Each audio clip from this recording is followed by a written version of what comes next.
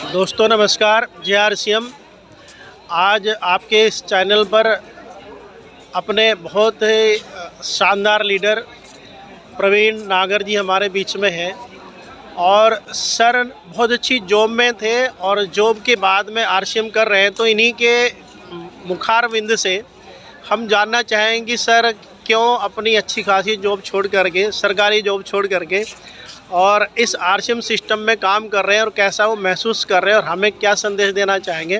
मेरा नाम प्रवीण नागर है। मैं ग्रेटर नोएडा का रहने वाला हूँ। RCM से पहले मैं भारतीय सेना में था। मेरी 3 पीढ़ियाँ सेना में रही हैं और हमारे परिवार में 19 फौजी हैं। अच्छा, 19 लोग आपके परिवार से? जी जी जी। और सबके पास canteen card, medical facility, pension facility है। मेरी जॉब के दौरान मुझे RCM मिला और मुझे एक चीज़ समझ आई कि मेरी 3 पीढ़ियाँ जॉब में हैं, खुद के लिए जो रोज़गार जनरेट कर पा रहे हैं, लेकिन मैं किसी और के लिए कोई हेल्प कर पाऊँ, इस तरह की पॉसिबिलिटीज़ दूसरी जगह नहीं।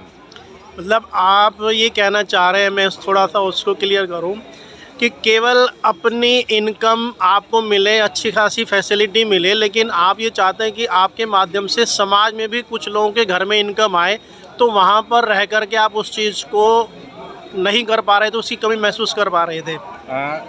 शुरुआत में तो ज्वाइन किया तो ज़्यादा बहुत बड़ी सोच नहीं थी।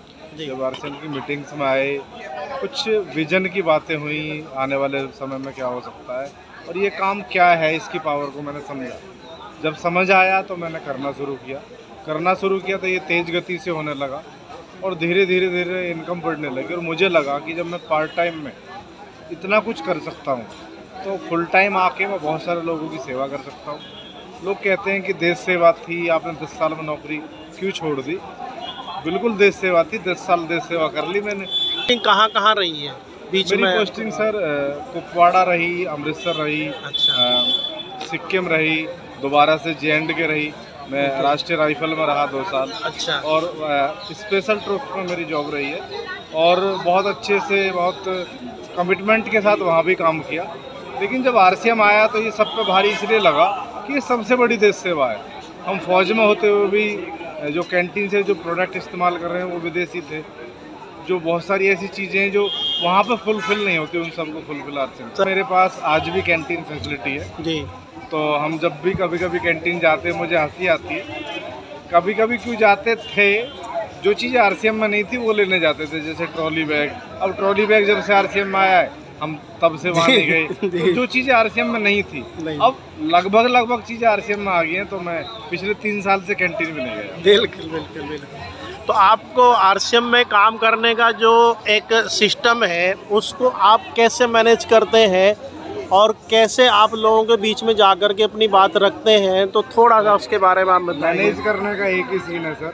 TC सर सुबह बोलते हैं अलार्म डायरी बनाओ जी। उन्होंने आज बोलना शुरू किया है। मैं जिस दिन से RCM में आया हूँ ना, पहले दिन से, उस दिन से मेरा शेड्यूलर बना हुआ है।